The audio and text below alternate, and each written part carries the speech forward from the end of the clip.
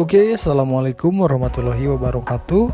Bertemu lagi bersama gua Wakat, dan pada kesempatan video kali ini gua bakal membahas seputar ikan arwana asli Indonesia yang tidak memiliki sertifikat, apakah akan disita atau tidak ya teman-teman.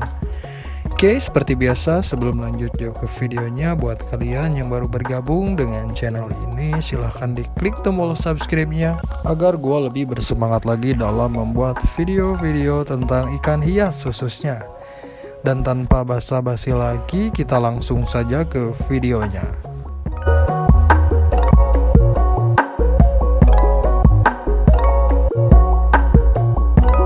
Hal pertama yang gue bahas mungkin seputar pertanyaan, kenapa ikan arwana harus memiliki sertifikat dan microchip ya teman-teman. Penggunaan sertifikat dan microchip pada ikan arwana, hal ini tentunya sudah diatur dalam regulasi dari Menteri Kelautan dan Perikanan yang berkaitan dengan pemeliharaan satwa asli Indonesia yang dilindungi ya teman-teman. Mengingat untuk ikan arwana di Indonesia, populasi di alamnya hampir tidak ada atau punah ya bisa dikatakan. Yang tersedia di alam sejauh ini informasi mengatakan bahwasanya ikan arwana jardini yang berasal dari Papua, dia masih bisa hidup bebas di alam. Tetapi untuk ikan arwana asli Kalimantan atau di Sungai Kapuas, untuk saat ini sangatlah susah jika kita ingin melihat ikan arwana pada habitat aslinya.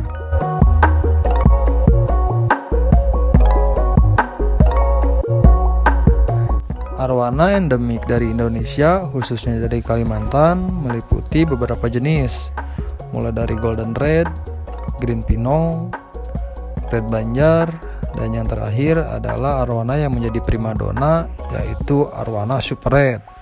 Sederhananya, penggunaan sertifikat dan microchip itu bertanda bahwasanya ikan arwana yang kita beli atau pelihara hasil breedingan lokal atau hasil pemijahan dari tambak ya teman-teman, dan tentunya bukan hasil tangkapan alam. Hal tersebut dapat diartikan penggunaan sertifikat dan microchip adalah salah satu pembeda atau penanda ikan yang kalian pelihara itu hasil dari tambak atau penangkaran.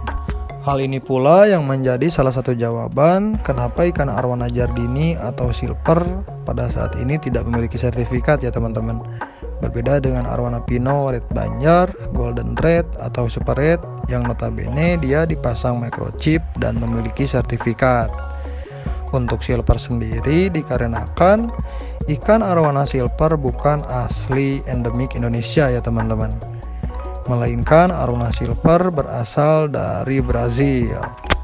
Lalu selanjutnya bakal muncul pertanyaan, apakah ikan arwana yang tidak memiliki microchip dan sertifikat itu termasuk bodong dan bisa disita?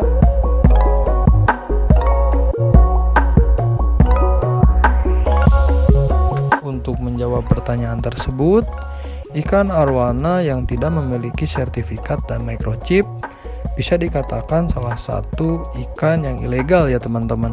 Sejauh ini gua mencari artikel tentang penyitaan ikan arwana yang tidak memiliki sertifikat dan chip. Mungkin untuk artikel baru sampai saat ini gua masih belum bisa menemukan.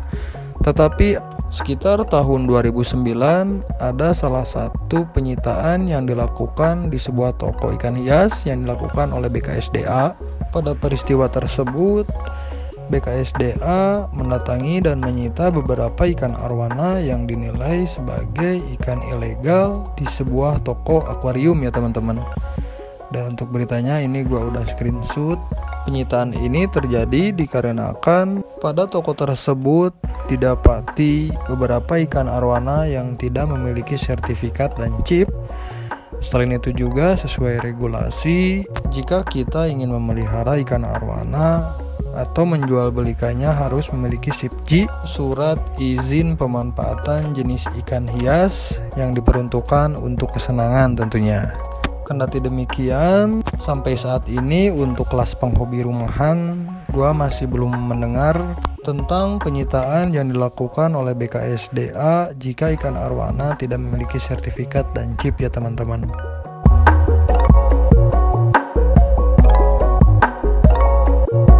Dan mungkin jika di antara kalian sudah pernah menemui atau mendengar berita tentang penyitaan ikan arwana yang tidak memiliki sertifikat dan chip terhadap para penghobis rumahan, kalian bisa share di komen ya teman-teman, agar kita sebagai pemelihara ikan arwana, khususnya untuk arwana endemik asli Indonesia, kalian harus memiliki surat izin berupa sertifikat dan chip.